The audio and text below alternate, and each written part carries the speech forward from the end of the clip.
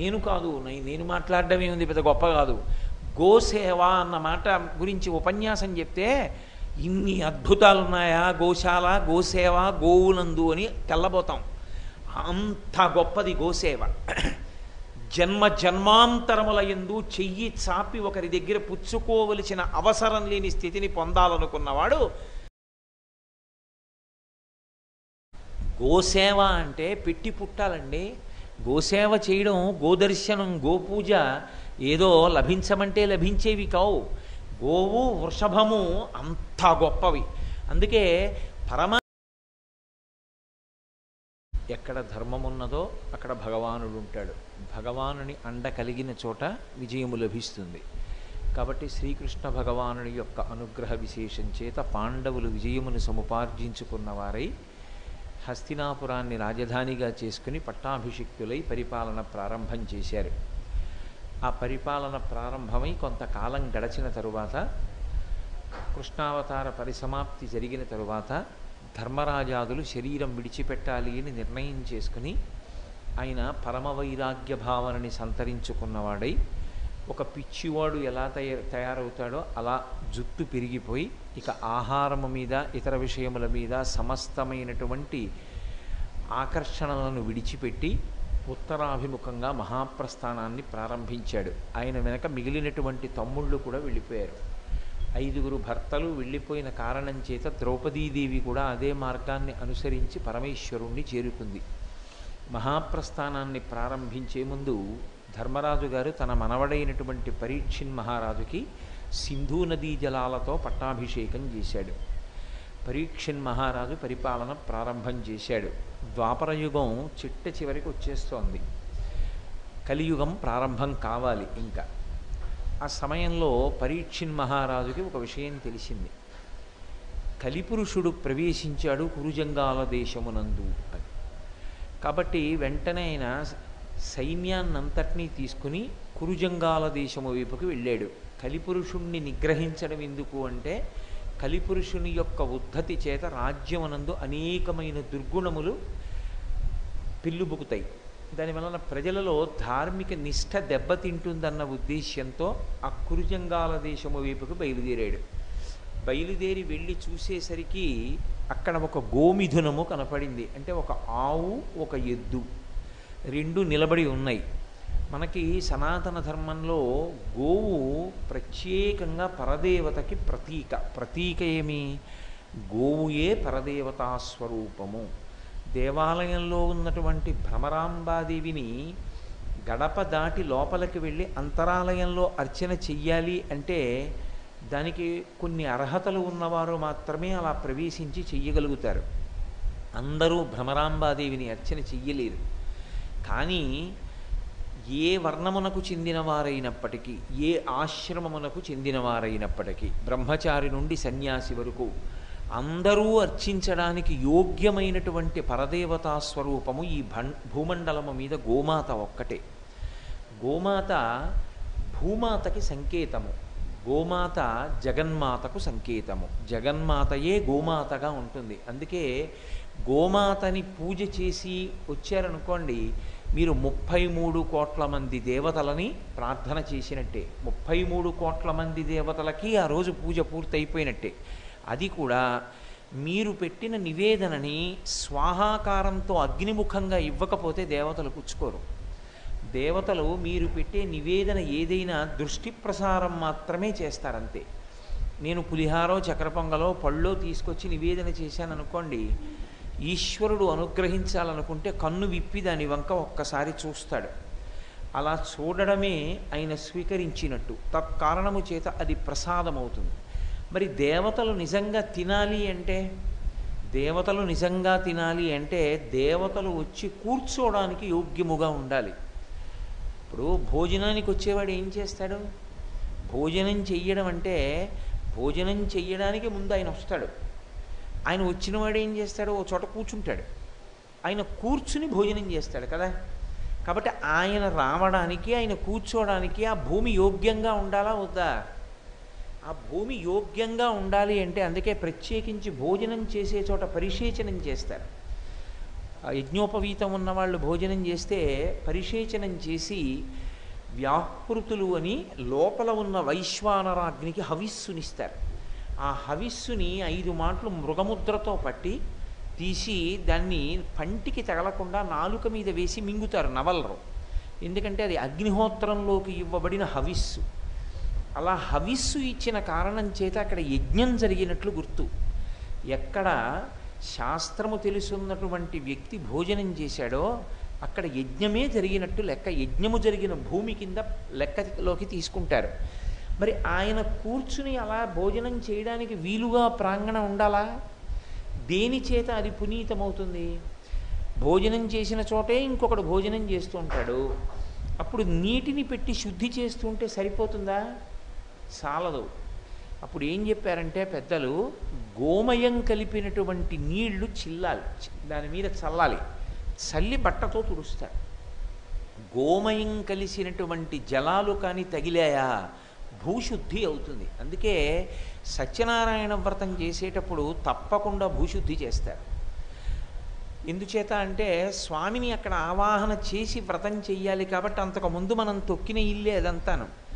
అది ఈశ్వరుడు వచ్చి ఆవాహన పొందడానికి యోగ్యము కావాలి అంటే ఒకే ఒక్క కారణము చేత భూమి శుద్ధి అవుతుంది.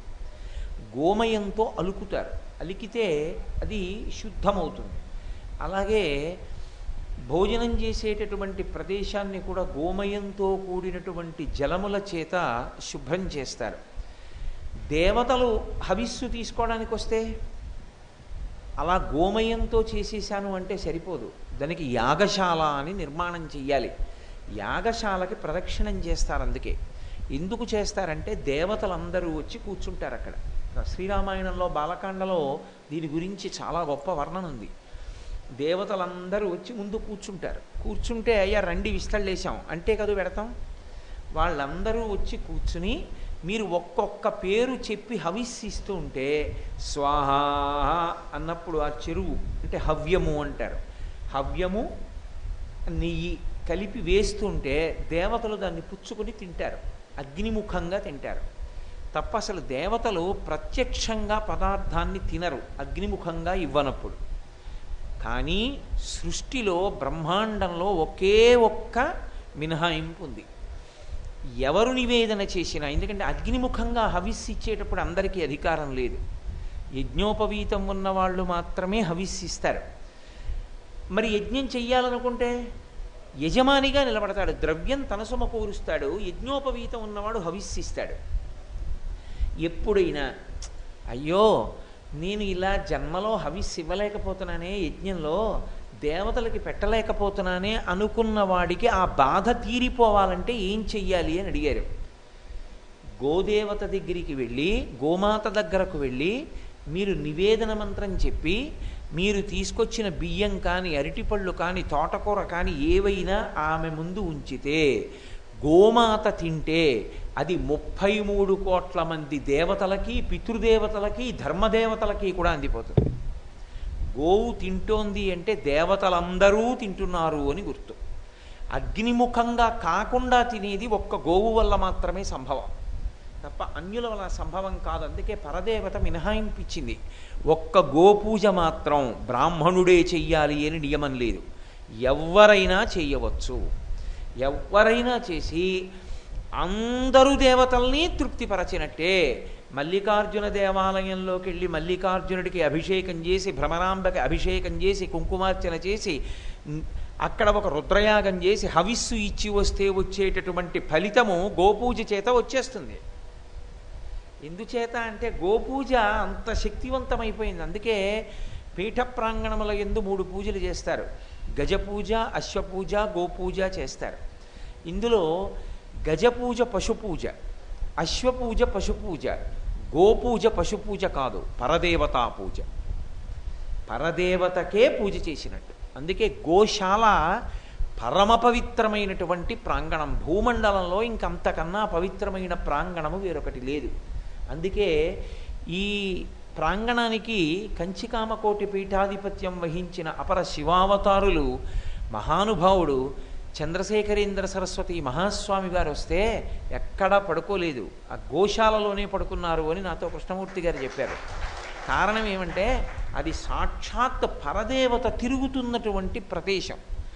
అంత గొప్ప ప్రదేశం. పృష్ఠభాగం వంక చూసి ఒక నమస్కారం చేస్తే చాలు, పొద్దున్నే లోపలికి వెళ్ళి భ్రమరాంబా దర్శనం చేస్తే ఎంత ఫలితమో గోపృష్ఠభాగానికి నమస్కారం చేస్తే అంతే ఫలితం. దానికి పెట్టి పుట్టాలి. ప్రతిరోజు నిద్ర లేవగానే గోవు పృష్ఠభాగాన్ని చూడడానికి, నిద్రపోయే ముందు ఒకసారి గోవు పృష్ఠభాగాన్ని చూసి వెళ్ళి పడుకోవడానికి అదృష్టం ఉండాలి. నాకు జీవితంలో అత్యంత బలీయమైన కోరిక ఏమి అంటే, అలా ఇంట్లో ఒక ఆవు దూడ ఉంటే ప్రతిరోజు గోవుకి సేవ చేసి రాత్రి గోవుకి నమస్కరించి పడుకోవాలని. కానీ బహుశా నా కోరిక తీరుతుందన్న నమ్మకం నాకు లేదు. ఎందుకంటే ఎప్పుడూ నేనున్నది అపార్ట్మెంట్లలోనే. ఇకపై జీవితంలో కూడా ఏమో పరమేశ్వరుడు అనుగ్రహిస్తే తప్ప నేను భూమి మీద ఉండి ఒక ఆవు దూడతో అలా గడుపుతానన్న నమ్మకం నాకు లేదు. కానీ ఇదిగో ఇక్కడికి వచ్చిన తర్వాత నా కోరిక తీరి నేను ఎంత పొంగిపోతున్నాను. నిద్ర లేవగానే ఒకసారి బయటికి వచ్చి నమస్కరిస్తాను. రాత్రి నిద్రపోవడానికి వెళ్ళిపోతూ ఓసారి అందరూ పడుకున్నారు అని నిర్ధారించుకుని ఓసారి గోశాలలోకి వెళ్ళి గోవులకి నమస్కారం చేసి వెళ్ళి పడుకుంటున్నాను. ఎంత సంతోషంగా ఉంటుందో నాకు. పొద్దున్నే ఆ గోశాలలోకి వెళ్ళడం 2 రోజులుగా నిన్న ఇవాళ గోపూజ చేసుకునే భాగ్యాన్ని కూడా నాకు కృప చేశారు. అందుకని గోవు గోవే. గోవు పరదేవతకు చిహ్నము, గోవు భూమాతకు చిహ్నము. భూదేవియే ఆవుగా నిలబడుతుంది లోకంలో. అటువంటి గోస్వరూపము ఒక వృషభ స్వరూపము. ఈ రెండు నిలబడి ఉన్నాయి. వృషభము అంటే ధర్మమునకు సంకేతము. అందుకే పరమశివుడు వృషభాన్ని అధిరోహించి వెడుతున్నాడు అంటారు. వృషభాన్ని అధిరోహించి వెడుతున్నాడు అంటే కేవలము ఎద్దు అని భావన చేయకూడదు. ఆయన ధర్మమును అధిరోహించి వెడుతూ ఉంటాడు అని. అందుకే రుద్ర శబ్దానికి అర్థం ఏమిటంటే, ఎవరు రుద్రుణ్ణి ఆరాధన చేస్తారో, ఎవరు ప్రతినిత్యము రుద్రాభిషేక మంత్రాన్ని పఠిస్తారో, ఎవరు రుద్రంలో కనీసం అష్టమానువాకాన్ని పారాయణం చేస్తారో అటువంటి వారికి ధర్మమునందు నిష్ఠ కలుగుతుంది. ధర్మమునందు నిష్ఠ ఇచ్చే స్వరూపానికి రుద్రస్వరూపము అని పేరు. అంతేగాని రుద్రస్వరూపం అంటే అస్తమానం కోపంగా ఉండేవాడని కాదు. సదాశివోం. ఆయనకి కోపం ఏమిటి? ఆయనకేం కోపం ఉండదు. కోపం వచ్చినట్లు నటిస్తాడంతే. అంత గొప్పదైన రుద్రస్వరూపము ఏ ధర్మాన్ని మనకు అలవాటు చేస్తుందో, ఏ ధర్మాన్ని అనుష్ఠించడం చేత పరమేశ్వరుణ్ణి చేరగలుగుతామో ఆ ధర్మము రాశీభూతమై నిలబడితే వృషభస్వరూపాన్ని పొందుతుంది. అందుకే లోకంలో అన్నిటికన్నా చాలా గొప్ప పుణ్యం ఏమిటో తెలుసా అండి? పితృదేవతలు తరించిపోవడానికి మార్గం ఏమిటి అని అడిగారు. పితృదేవతలు తరించాలి అంటే 2 కారణముల చేత తరిస్తారు అని చెప్తున్నాయి పురాణాలు. ఒకటి, గోమాతకు అన్నీ సమకూడుతాయి, కానీ గోవుకి ఉన్న ఇబ్బంది ఒక్కటే ఉంటుంది. ఏమిటి ఆ ఇబ్బంది అంటే, దానికి గంగడోలు అందదు. మెడ కింది భాగం దానికి దురద గంగడోలు దగ్గరే ఉంటుంది. దానికి తోకతోనే గోక్కోవాలి, అందదు. అందక ఆ గంగడోలు కొద్దిగా దురద పెడుతుంటే అది ఎప్పుడు ఇబ్బంది పడుతూ ఉంటుంది. పితృదేవతలు 7 తరాల వాళ్ళు నరకలోకం నుండి విముక్తి పొంది ఉత్తమ లోకాలకు వెళ్ళిపోతారు. ఎప్పుడు వెళ్ళిపోతారో తెలుసా? గోశాలలో గరుకు స్తంభం వేస్తే. గోశాలలో కానీ గరుగ్గా ఉన్నటువంటి రాతిని కానీ పెద్ద రాతిని పెడితే దాన్ని శంకుస్థాపన చేసినంత అందంగా చక్కగా భూమి పూజ చేసి గరుకు రాతిని పెడతారు. పెడితే ఆవులకి ఎప్పుడు గంగడోలు దురద పెట్టినా అవి వెళ్ళి ఆ గరుకు రాతికి రుద్దుకుంటాయి. అది గరుకు రాతికి రుద్దుకుందా, దాని రోమ కూపముల యందు దేవతలు ఉంటారు. దానికి దురద తీరింది కాబట్టి గరుకు స్తంభం ఇలా గోశాలలో వేసిన ఉత్తర క్షణంలో ఆయన యొక్క పైతరాల్లో 7 తరాల వాళ్ళని ఉత్తమ లోకాలకి పంపించేస్తారు. నీ వంశంలో పుట్టినవాడు గరుకు స్తంభం వేశాడని. అంత గొప్పది. ప్రపంచంలో మహాపాపం ఏమిటో తెలుసా? ఆవుకి కృత్రిమమైన వీర్యాన్ని అందించడం. అంతకన్నా దోషభూయిష్టమైన పని ఇంకొకటి లేదు. మహాపాపం అన్నమాట నిజంగా. ఎందుచేత అంటే గోమిథునం అంత గొప్పది. ఆవు వృషభముతోటి క్రీడించాలి. క్రీడించి మాత్రమే గర్భాన్ని ధరించాలి. తప్ప గోవుకి వృషభ వీర్యాన్ని తీసుకొచ్చి బలవంతంగా ఎక్కించి గర్భధారణ చేయించకూడదు, పరమదోషం అది. ఎద్దుని తీసుకురావాలి, వృషభాన్ని తీసుకురావాలి. అందుకే గోశాల యందు వృషభము ఉండి తీరాలి, వృషభము లేని గోశాల ఉండరాదు. ఒక ఎద్దును ఉంచుతారు. కారణం ఏమంటే ఆ ఎద్దుని ప్రత్యేకించి పితృదేవతలు విముక్తి చెందాలి అంటే తండ్రి కానీ తల్లి కానీ శరీరం విడిచిపెడితే వృషత్సోర్జనము చేస్తారు. అందుకే అంటే ఒక ఎద్దుని తీసుకొచ్చి దాన్ని అచ్చుపోసి విడిచిపెట్టేస్తారు. విడిచిపెడితే ఇప్పుడు అది ఏం చేస్తుంది, అందరూ దానికి బియ్యం, కాయగూరలు, ఆకుకూరలు పెడతారు. దాన్ని అందరూ పోషిస్తారు. అందరూ పోషించిన పదార్థములను తిని అది ఆవులకు గర్భధారణ అనుగ్రహాన్ని ఇస్తూ ఉంటుంది. ఇచ్చి వాటితో క్రీడించి గోసంతతి పెరగడానికి కారణమవుతుంది. అందుకే ఎవరు వృషత్సోర్జనము చేశారో తల్లిదండ్రులు పోయినప్పుడు ఆ ఎద్దు ఎన్నో ఆవులు గర్భధారణ చేయడానికి కారణమవుతుంది. ఇప్పుడు గోసంతతి పెరగడానికి ఎద్దుని విడిచిపెట్టాడు, వృషత్సోర్జనము చేశాడు. కాబట్టి వాళ్ళ పితృదేవతలు ఏ అడ్డంకులు లేకుండా యమద్వారాన్ని చూడకుండా వెళ్ళిపోతారు ఉత్తమ లోకాలకి. పితృదేవతల్ని తరింప చేయడంలో అత్యంత తేలికైన మార్గము అది ఒక్కటే. గోసేవ చేసి తరించిన వాళ్ళు ఎంతమందో. అసలు గోసేవ అని మాట్లాడాను అనుకోండి, నేను మాట్లాడడమే ఉంది, పెద్ద గొప్ప కాదు. గోసేవ అన్న మాట గురించి ఉపన్యాసం చెప్తే ఇన్ని అద్భుతాలు ఉన్నాయా, గోశాల, గోసేవ, గోవులందు అని తెల్లబోతాం. అంత గొప్పది గోసేవ.